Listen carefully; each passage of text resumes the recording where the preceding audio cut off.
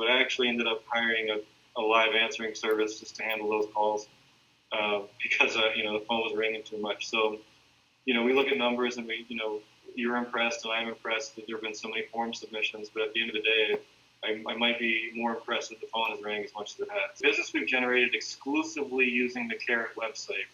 And I guess I didn't break it down to kind of figure out where the traffic came from, whether it was Facebook or Google. But the number I'm going to tell you is the amount of business we've done from both a buyer lead and a seller lead connecting through our business is right around $180,000 in this calendar year.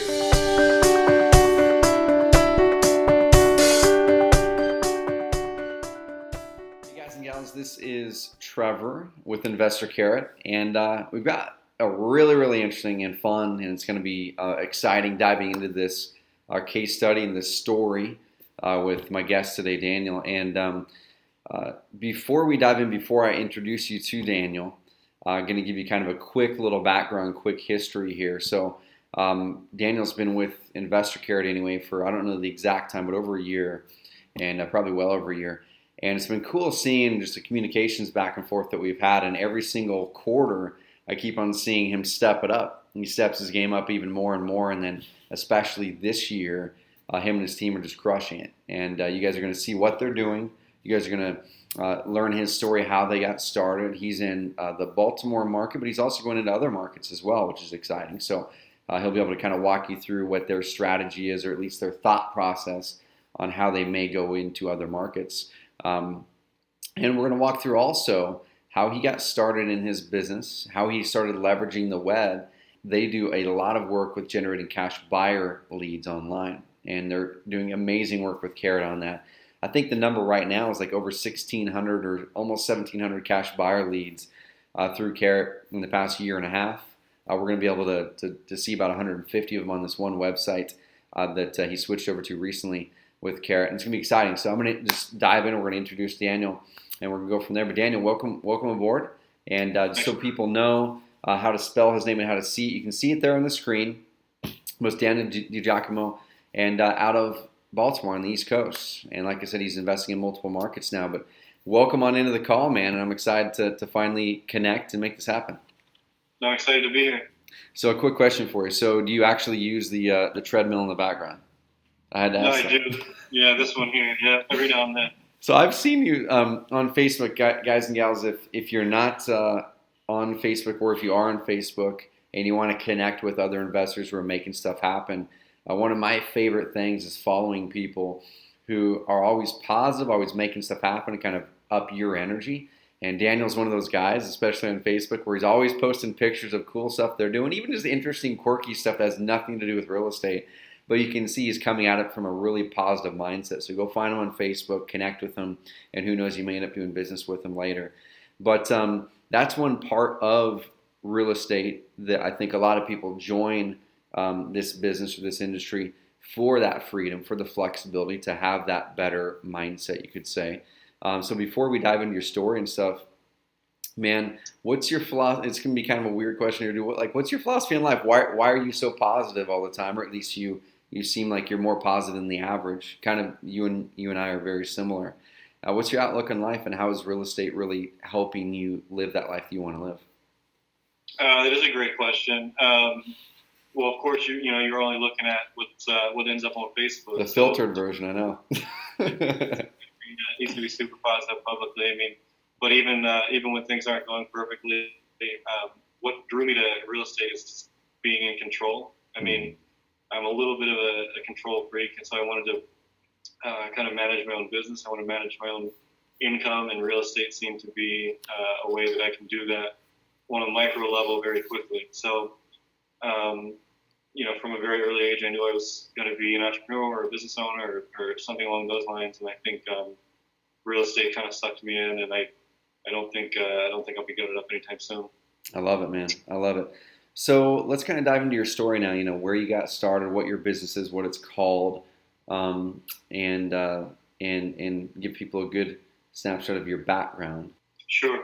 So went to college and studied finance and economics alongside business. When I was in college, I worked for a large international real estate investment trust, and I managed a team of analysts, and we looked at huge deals, mostly in the United States at the time, but huge shopping centers and huge apartment complexes, and just large institutional deals. And the numbers were always very sexy, and I liked sort of walking through those deals alongside our clients step by step. I didn't have $20 million to go to Miami and buy an apartment building, but I did have a couple dollars. I had a decent job, and I looked in. I just started looking for real estate opportunities locally, and I ended up finding a decent apartment building here in Baltimore. It went through the several month due diligence process, and I just got really excited about it, and then was outbid at the auction.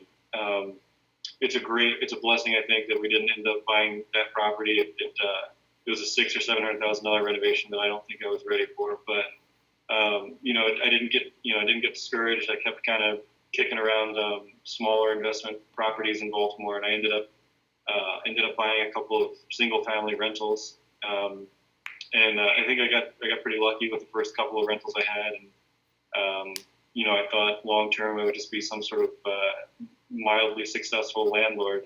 Mm-hmm. So that was kind of the goal. Shortly after I bought a couple of rentals, I learned how I bought those rentals, and it was through contract assignment. And I've gone to closing, funded the deal, placed a tenant, I did the whole 9 yards, and had no clue that I had paid a wholesaler a couple $1,000s to find the deal for me. So gotcha. That idea was interesting. I spent a lot of time with my nose in the books trying to figure out if that process was legal, if it, how it made sense, and how do you pay taxes on income. I was very analytical and very skeptical of the entire process. But I convinced myself that would be a pretty interesting way to make some money. And just the kind of the same way I got lucky on my first couple rental deals, I think I got extremely lucky on my first couple wholesale deals. I didn't do much marketing at all. I came across a couple of houses that were for sale by owner, and I just kind of kicked around some numbers and found a mutual sort of landlord investor friend that I had, and asked him to tell me what he'd pay for him, and his answer happened to be more than I put him under contract for. Mm-hmm. And that's kind of how I stumbled into wholesaling.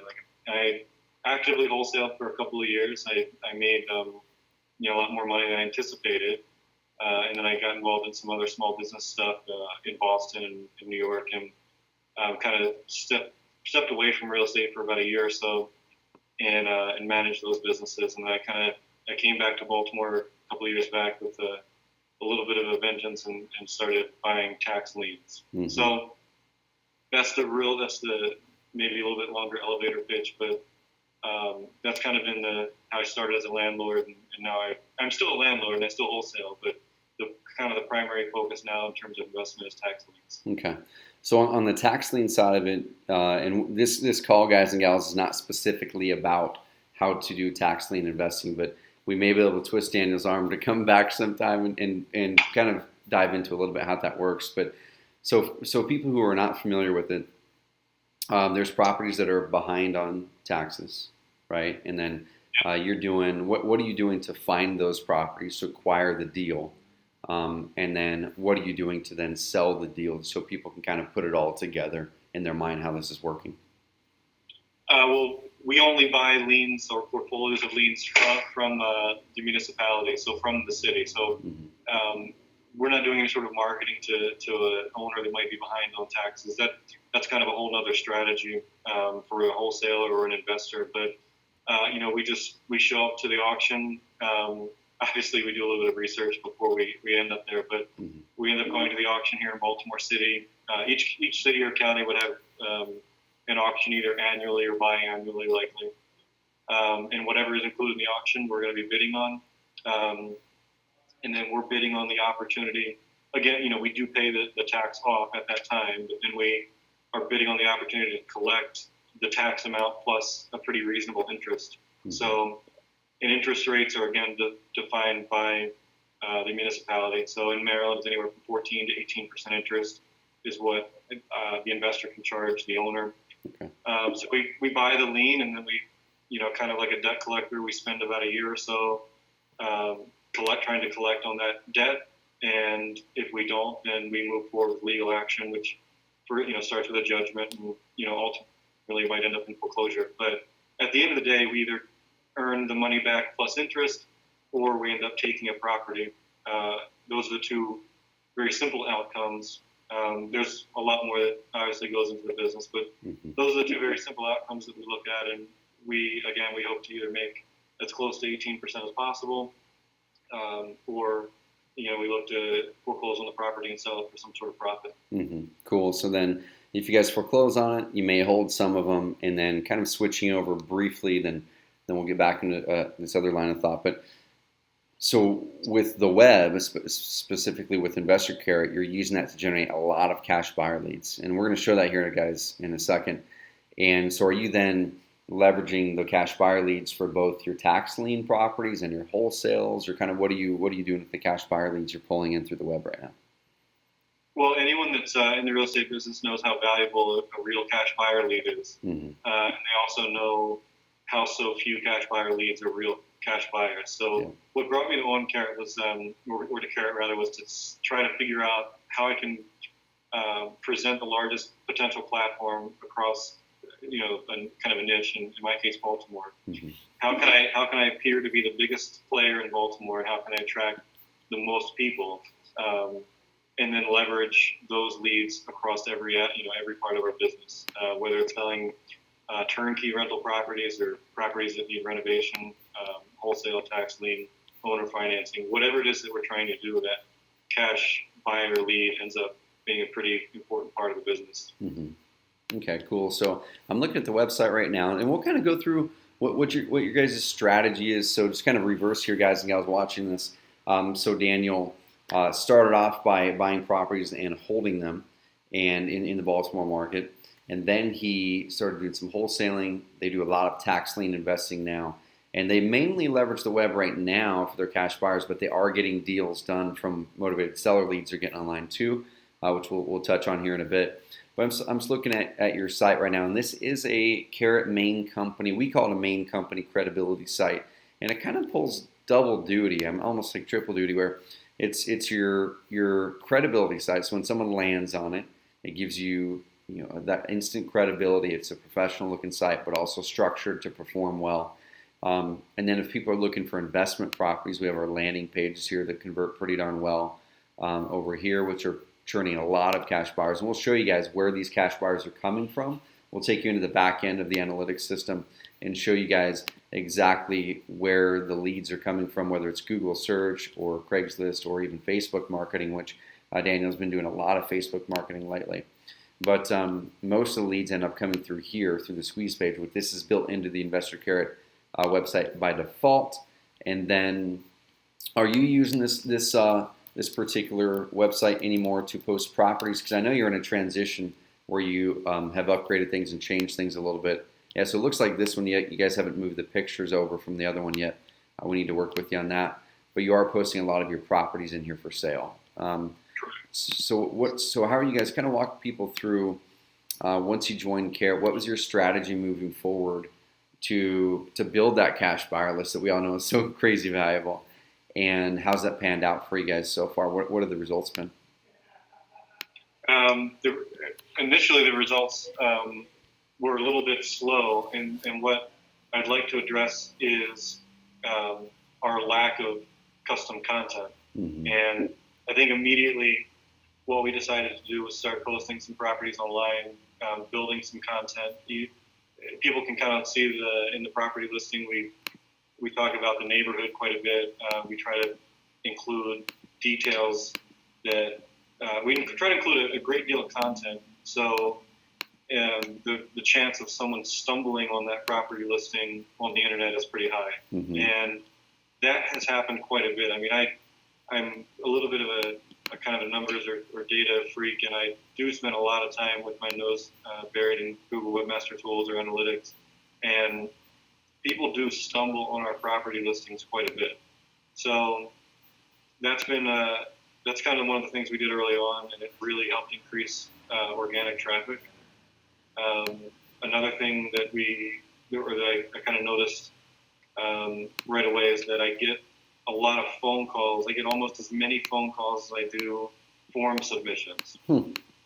And there's a sort of a strategy related to trying to get the phone to ring.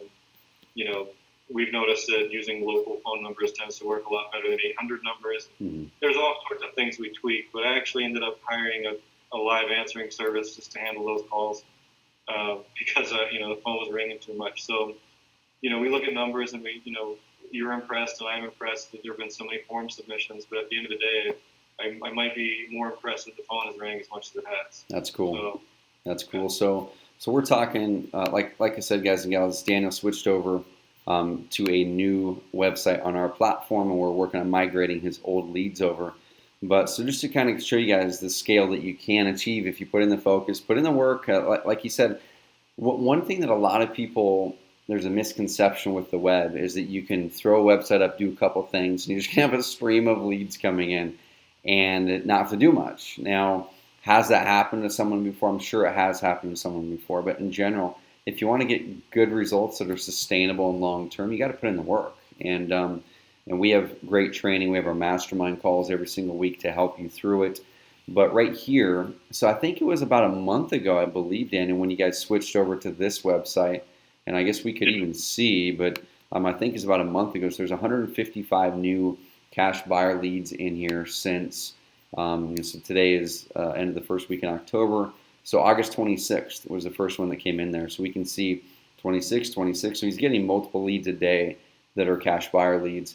And you can see the majority of them, if we look over here in the lead source tab, just to show you guys what's working and what you guys can then go out and do to generate traffic, is, like you mentioned, a lot of the stuff at the start, it was a little bit slow. It wasn't instant.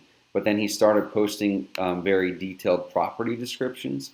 And that's a huge tip, guys. Write that down, that when you're listing a property description, go out there and put every single property description up. I mean, if you guys lock a property down and you already sold it before you put it on the web, put it on the web anyway. Put it on the web anyway.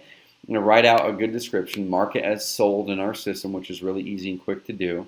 But this description, if you write the right stuff and talk about neighborhoods, it could rank well for certain things. Like if we were to put in this, I'm just totally guessing, I've never done this before, but if someone was looking at this property as an example, which a lot of buyers may type in the actual address of a property, you're going to see a lot of different resources pop up. And you can see right there, this is Daniel's website. So you've got Zillow, Redfin, Trulia, HomeSnap, HomeFax, Remax, and oh, by the way, there's BaltimoreWholesaleProperty.com in there as well. And that's the reason why he's getting a lot of that traffic, which is really interesting, Daniel. That's really cool. And then last thing over here, then I'll throw it back over to you, is looking at the lead source. You can see all these leads are coming from Google search. That was a Facebook lead. That's a Facebook lead. Google search, Bing search, Google search.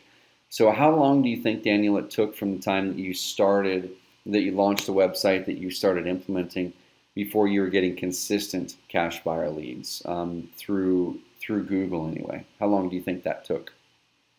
I mean, before 90 days expired, I was stoked. I mean, it took less than 90 days for me to be super impressed. And that's kind of, I know this isn't a Carrot sales call, but in my brain, I signed up for Carrot, and I kind of decided I was going to give it 90 days to kind of figure out what direction I wanted to go. The alternative was, for me anyway, I spent probably 18 months or more looking at platforms on a daily basis. Ultimately, after a couple of failed attempts, I landed on Carrot. And the alternative at the point that I signed up for Carrot was either pay you guys to kind of build, as you have, a pretty interesting platform, or pay for a custom WordPress sort of platform we built. Mm-hmm. And I was seriously contemplating, spending tens of thousands of dollars on developing a pretty robust platform. So I walked into this thing saying, all right, I'll work on it as much as I want to work on it long term. And if I get the results that I want to get within 90 days, then I'm going to stick with Carrot. And I got those results. I got much more than I expected in that 90-day time frame, doing the amount of work that I wanted to do, which was very little. Mm-hmm. So I was, after 90 days, I started doing a lot more. I think there was some level of inspiration kind of building over that 90 days and seeing leads coming in without doing a whole lot of work. Mm-hmm. So at a point, I decided to do a whole lot of work, and that's when stuff kind of exploded. I love it. So I'm just going to show people really quickly here. So we showed you a lot of those leads are coming from Google search, and here's a quick one right here. So a quick tip, guys, if you guys are looking to build a cash buyer list, go to Google, okay? Go to Google, and if you're in a bigger city especially, start to type up the name of your city. And so Baltimore is his city as an example. And then there's a bunch of different phrases that a cash buyer or investment property buyer or a turnkey buyer they're gonna be searching for. Okay, so it might be Baltimore wholesale property, wholesale properties. You can see there Google is giving me this suggestion. When Google gives you that suggestion, it means enough people are typing that in each month to matter to Google anyway. So that's a phrase that it might be worth going after. And we have search engine optimization tools built into our system that make it easier. And also we have our mastermind calls and great training that walk you through how to do it, and we're going to help you. But if I were to click this, which a lot of people are searching Baltimore wholesale property, Daniel worked his way up the rankings with the website following our training. I know he was showing up to mastermind calls because I was there answering the questions. I love it. And so he's ranked number one for that phrase now. Let's go back to Baltimore wholesale. So that's wholesale produce. I'm assuming you don't sell produce. Property. Okay, so wholesale properties, Baltimore, Maryland. I have no clue. So it looks like you ranked number one there too. And your Facebook page, I'm assuming that's you, is number 2. So this is how Daniel's really starting to dominate that market with this niche of the type of lead. Is he went out there, implemented the system, leveraged our SEO tools, but the biggie that he mentioned there, guys, is creating that custom content. Because when he's out there creating content about the properties that he's posting, he's creating content about the Baltimore market. He's posting things on his Facebook channel on a consistent basis, and every now and then driving people over to his website when you need properties. Like this right here, so you can see he posted some good content here. And then a few days ago, hey, visit our website to join our buyers list and see fantastic investment properties. Some more content. And then down here somewhere, he's going to do the same thing, linking back to their website to join their list. So what part of your efforts right now are related to Facebook, and what do you feel you're going to be doing in the future with Facebook to grow your business? Right now, the only sort of investment I'm making personally in online marketing is Facebook and search engine optimization. Mm-hmm. I think realistically, at least for my comfort level, I'm priced out of other options. I don't want to pay that much money for a lead. Mm-hmm. I've been very successful with Facebook, so I think about 50% of my efforts right now online are focused on Facebook, and another 50% on just organic SEO. Mm-hmm. I like it. So here's a posting right here. Are you looking to buy investment properties in Baltimore, Maryland? Deal directly with the owner. We offer financing on many properties. Join our buyers list. And he drives them over to his Carrot site homepage, which happens to be a main company credibility website on our system. And you can see he uploaded a picture of a Baltimore market. And I know you're launching into other markets as well. And we'll touch on this. I don't want to dive into this yet because I want to wrap up a thought strain. But you're diving into other markets as well. And one really great thing that you can do, whether it's a Carrot site or not a Carrot site, is find images that immediately get someone wrapped into knowing that you're local, or getting that feeling that you're local with pictures. So someone in Baltimore can recognize that this is likely a Baltimore neighborhood. This is definitely not a Roseburg, Oregon neighborhood. Like, I can tell that. So the picture is a big deal. And then what have you customized on your Carrot website, Daniel, other than what is here by default? I mean, I know the picture here and the properties, but what else have you customized, and about how much time do you think you've spent doing so? The pages that I am most focused on are, like I said, the landing pages or lead pages. So I've changed some content around slightly. I've noticed a difference, I think, just simply editing maybe 20 or 25 words on a single page. Mm-hmm. Just anything to kind of let Google know it's not exactly, it's not the exact same code as every other Carrot page. Yep.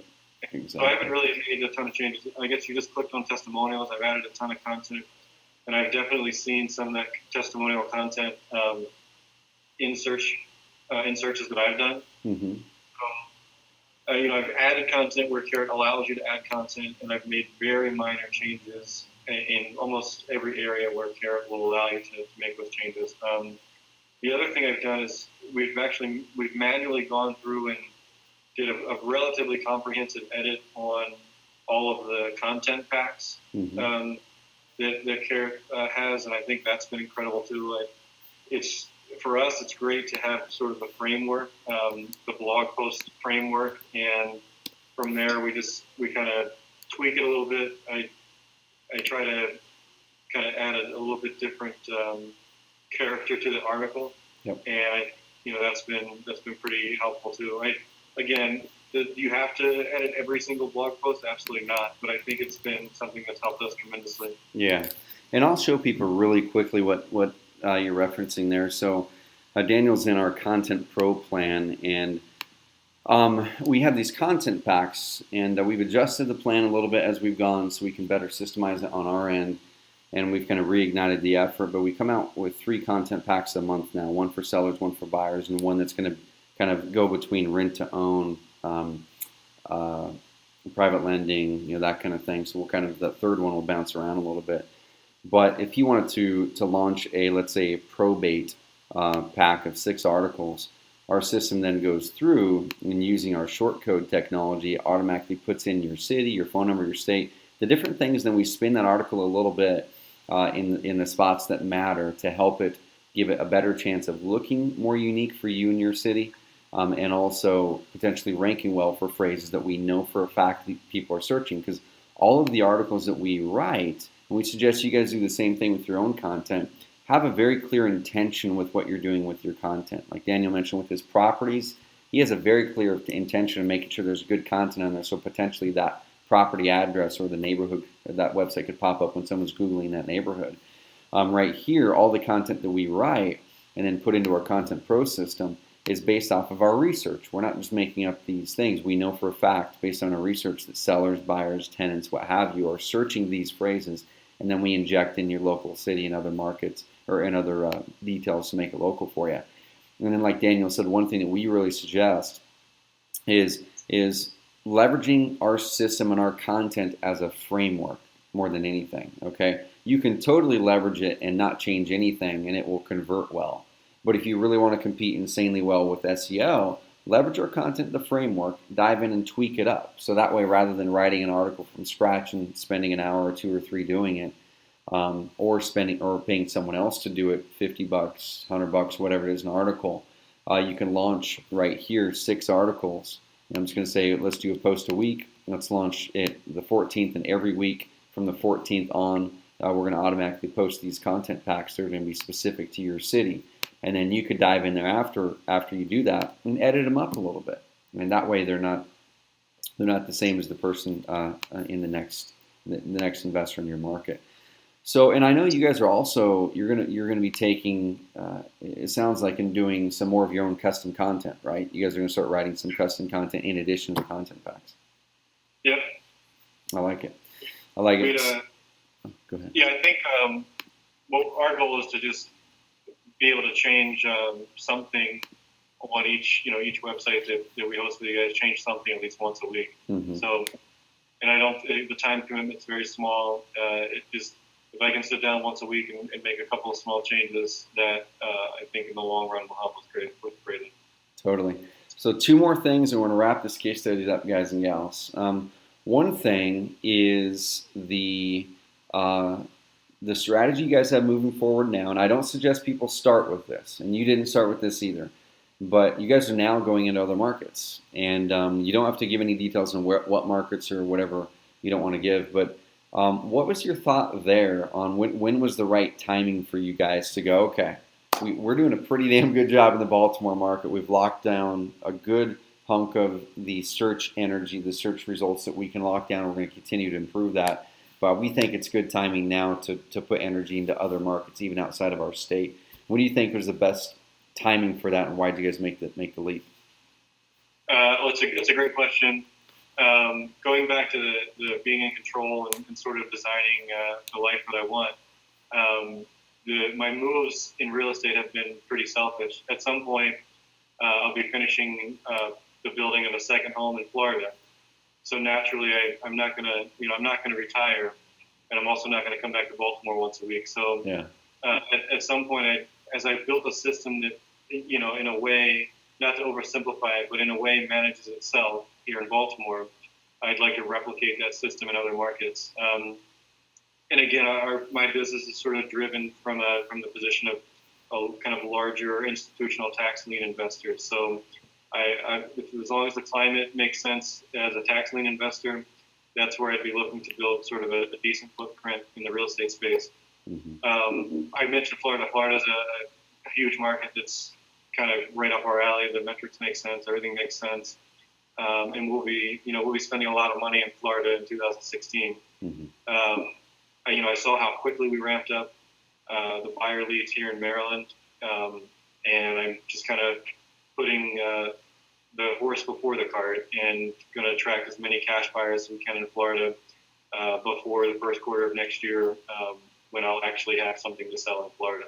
Cool. So just, what put us in this position? I mean, I want to start conversations with buyers. I'm doing conference calls with buyers in Florida, trying to figure out, what they're doing, what makes sense to them.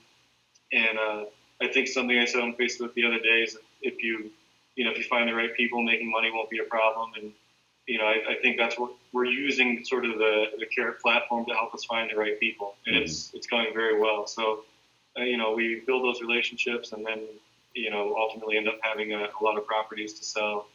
But the idea, again, from our position is one of trying to generate as many cash buyers as possible. So we'll always kind of step into whatever market we plan on investing in. We'll always kind of step in first and kind of get the buyer climate, and then follow it up with making a pretty huge investment. And that's a huge differentiation there, guys. So we actually did a webinar a week ago, I think it was, or 2 weeks ago, on cash buyers. And the approach that you're taking is the approach that we honestly suggest most people should take if you're wholesaling or something like that, where you're going after you're creating the demand first, and Right. then you go out there and get the properties to fulfill the demand. The flip side of that is what most people do is they go out there and try to find the properties, which there's nothing wrong with that. There's a lot of people who are successful at that, but they go out there and find the properties with the deals first, not really knowing exactly what they're looking for. They're just looking for a deal. And then once they lock one down, then they're like, oh shit, pardon my French, we got to close this deal now. And then they don't have a buyer's list. So then what do you have to do? You have to go co-wholesale a deal potentially and give half of your profits away, or whatever the split is.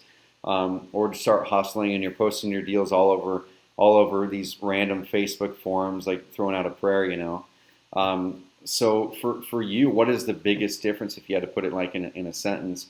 What's the biggest difference that going after the buyers for you first does for your business versus going after the deals first and then the buyers? Is it a mental thing? Is it stress relief? Is it are you gaining more profits and able to do more deals that way? Kind of what's the main things for you?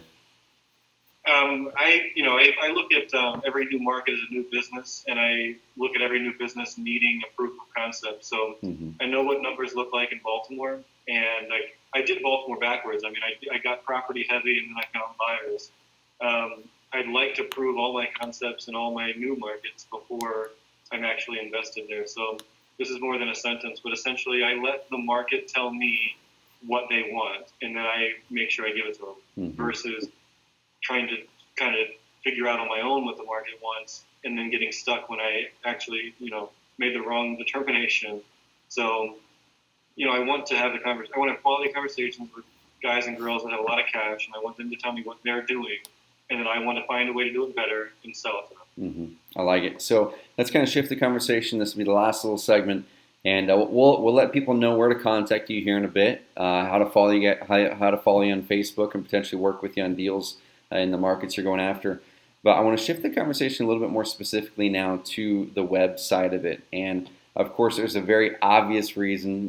One of our core values here at Carrot, guys, is transparency. I'm going to be completely transparent with you here that My aim with this section is to show you exactly the benefits that Daniel really is getting with InvestorCarrot versus his other options that he mentioned of having a custom website built and other things when he was doing his research. So what do you feel? I'm going to rapid fire a few questions at you here and just throw out your honest thing. If it's a negative on InvestorCarrot, throw out the negative because I don't want to sugarcoat anything here, negative or positive.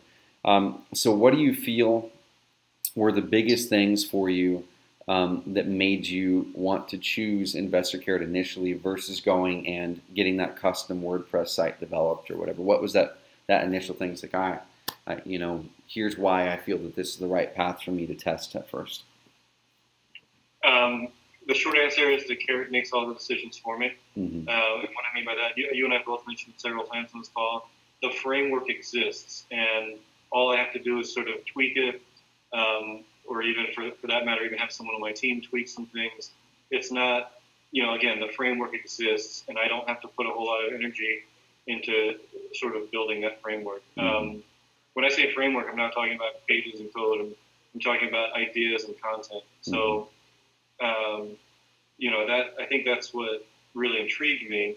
Then in the follow-up is just incredible support. I mean, one negative is that it takes you guys like a solid 5 minutes to get back to me, and that's a joke there. You guys are very, very responsive, and I've had some pretty strange issues. I wanted to customize, again, going back to wanting to be in control. I wanted to customize some things that I'm sure you may never get the same request again, but you guys were able to handle it very quickly, and that's why I'm still here. But I think just the framework exists. You guys are investors. You guys have done deals. You guys have searched the internet millions of times, and you understand how to help get your system in front of the people that are searching the same way. Mm-hmm. I love it. So in addition to the framework side of things, I know you were showing up to our mastermind calls quite a bit, and this is something that honestly we don't do a good enough job to let prospective people looking at Carrot know about our mastermind calls and the other resources. And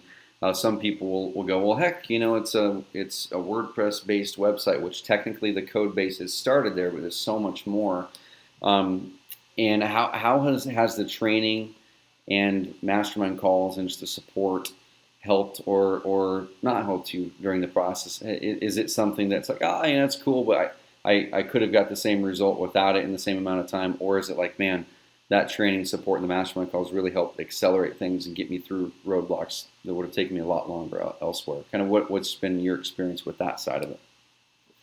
The mastermind calls have helped me or helped confirm some of the ideas that I've had.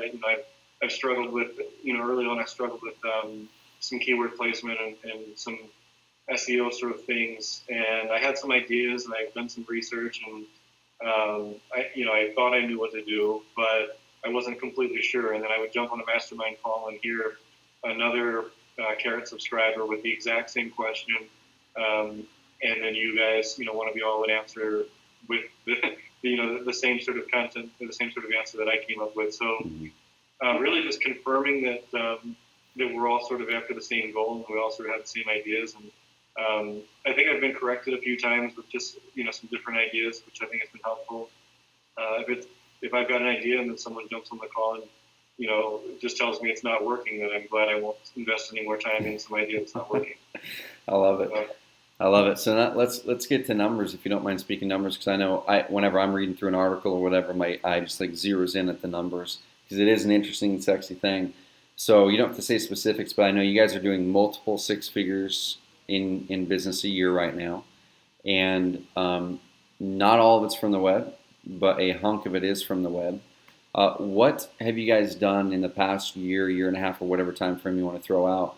What have you guys done that is directly related to your online marketing activities where Carrot has touched the lead in some way or another in your business? Like I said, you can mention specific numbers or broad range, but what have you seen there as far as results in your business? Well, you and I have had a conversation. I was, when was it, a couple of weeks ago, I was meeting with my accountant, and I try not to get bogged down in numbers until I have to. And then I came across some numbers that were so exciting for me that I think I shot an email up to you. But yeah.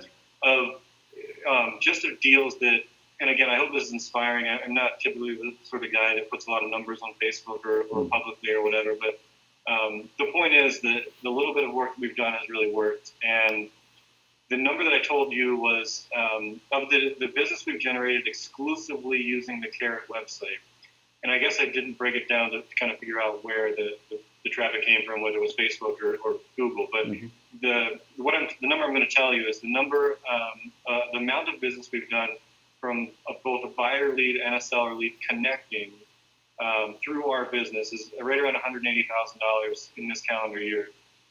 That's in the last 10 months. So that's kind of a huge number for us. I mean, I've had the opportunity to bring a couple people into the office full time. I like kind of building a good team. I like helping people out. I like giving people jobs. So, it's just off of the Carrot website. And I hope everyone understands. I mean, that's someone presenting a property to me for sale, and that's me selling that same property to someone that found me on the website. So, to me, that's very impressive, and it makes I know I have support issues sometimes, and I know I have talked about launching in different markets and all this sort of stuff, and it's that number and that sort of analysis kind of confirmed to me that Carrot's really where I need to stay for a while. And it's that's a big number, which I love. I mean, as you know, we show it on our mastermind calls from time to time, but we have this thing called the thread of awesomeness internally with our team, where anytime we see awesome stuff that our customers send to us, we throw it in there so the rest of the team can see it. And we usually get 2 to 3 of those a day, when we're really engaging with customers, trying to find out what's going on. And when that one came through, everyone was like, that's awesome, and celebrating behind the scenes for you and your team, which was cool. And the thing that's the most impressive, I think, about that, and I don't want to take the credit for this. So we built the framework. We have an insanely great support staff, great training. And the framework, like we said, is way more than just websites and pages. It's the strategy that goes into making it work. It's the strategy that makes the whole flow of the website, exactly every single click, every single spot on our websites is planned out and tested. That's why it performs so well.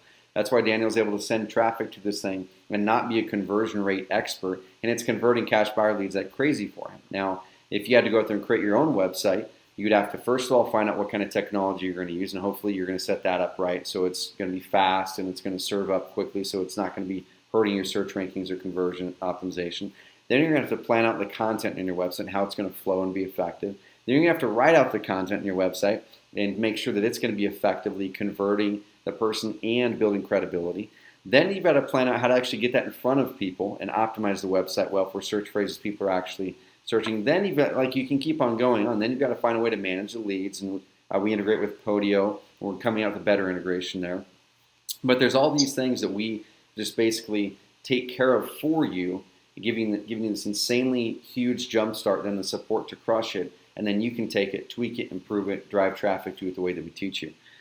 So the return on investment you saw there, you're on our Content Pro plan. I know you have more websites, so you're at a higher rate than the $99 a month, but still at that, let's say a couple grand, $2-3 a year, whatever it is that you're paying us currently, and returning $180,000 in sales. We're talking the ROI is, I'm not good at math in my head, but that's a lot. It's more than like 20%. It's more than 200%. It's more than 500%. It's a lot, guys. We're talking well into the thousands and thousands and thousands of percent of ROI, not including your time. So that's what we really focus on. Is we're never going to be the cheapest.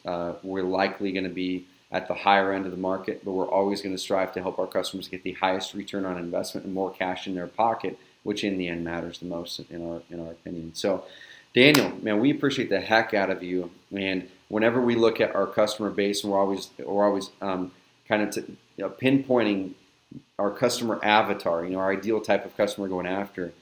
You're in that short list of people that we go, man, if we can get more of, if we get 1,000 more of these 5 people right here, it's going to be amazing, because the people that we love to work with are people who are doers, people who understand it's going to take some work and investment to get a result out of it. You're not just going to turn something on, sit back and think it's going to happen without you doing anything. And you think big, and you like to have fun. So we appreciate the heck out of you on being an awesome person to work with. And also, we appreciate the heck out of you and leveraging this thing that we've worked so hard to build and continue to build because that makes us happy. But what are your? We'll finish it with this. What are your big goals for the next year for your business and your life, whatever you want to throw out there? And what are your final parting words for people who are maybe right now debating on what to do with their online marketing, maybe even looking at Carrot? So those two things right there. What are your goals this next year, and what are your parting words for people who are looking at Carrot as an option and what they should do? My number one goal for this year coming up is to get out to Roseburg, Oregon, and check out the pretty cool building you guys are in. Dude, you should. You should. Here's my office, guys and gals. This is mine. We have an 8,000 square foot spot. I've got a big ass office, but dude, we would love to have you out here. Take you mountain biking. We'll take you to we have 5 breweries here in town now. If you drink beer, go grab a beer. And that invites up for anyone who is a Carrot customer to pass through Roseburg, and we'd love to connect with you. Obama is actually, so this is how big Roseburg is. Obama is actually flying into Roseburg, like right now, physically as we're filming this, because of the whole shooting that happened last week. He's coming here for something, but that's kind of a downer side of it, but it's an amazing area. We'd love to have you. Of course. And in terms of what sort of what nugget I might leave with who's ever watching, I mean, you mentioned my success on Carrot.